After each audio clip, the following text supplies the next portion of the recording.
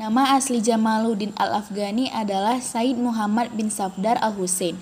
Ia adalah putra dari Said Safdar yang lahir di Afghanistan pada tahun 1838 dan meninggal dunia di Istanbul pada tahun 1897. Masa remajanya banyak dihabiskan di Afghanistan.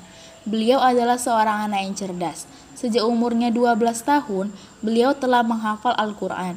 Kemudian apabila usianya menginjak 18 tahun, beliau sudah mendalami berbagai bidang ilmu keislaman dan bidang ilmu umum. Al-Afghani dikenal sebagai orang yang banyak menghabiskan hidupnya hanya demi kemajuan Islam. Beliau sanggup berpindah dari suatu negara ke negara yang lain demi menyebarkan pemikiran-pemikiran revolusinya, demi mengangkat posisi dan martabat Islam yang jauh ketinggalan dari dunia barat. Sayyid Jamaluddin Al-Afghani adalah seorang yang suka mengembara. Beliau telah mengembara ke beberapa tempat seperti Najaf, India, Mekah, Tehran, dan Khurasan. Ketika baru berusia 22 tahun, ia telah menjadi pembantu bagi Pangeran Dost Muhammad Khan di Afghanistan. Di tahun 1864, ia menjadi penasihat Sher Ali Khan. Beberapa tahun kemudian, ia diangkat oleh Muhammad A'zam Khan menjadi Perdana Menteri.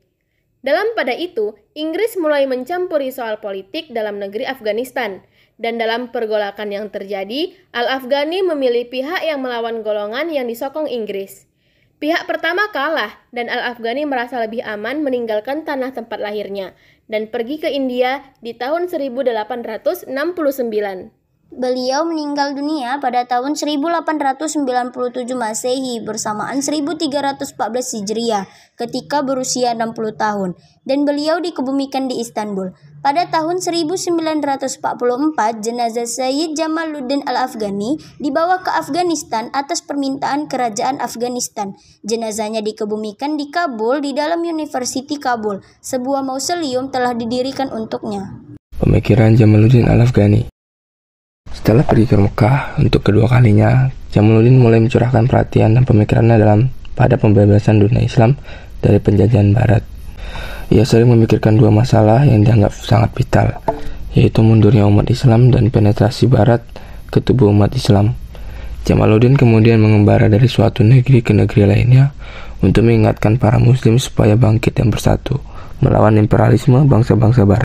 Selain itu, Jamaluddin bahkan pergi ke jantung negeri barat seperti Paris dan Amerika untuk melihat langsung sistem nilai kehidupan mereka. Dari pengembaraannya yang luas, wawasannya pun bertambah, sehingga ia bisa menyimpulkan penyakit kronis yang menggerogoti umat Islam, di antaranya absolutisme dan despotisme penguasa muslim. Selanjutnya, sikap keras kepala dan keterbelakangan umat Islam dalam sains dan peradaban. Selanjutnya, menyebarnya pemikiran korup dan merusak cara berpikir seperti takhayul. Dan yang terakhir adalah kolonialisme dan imperialisme Barat.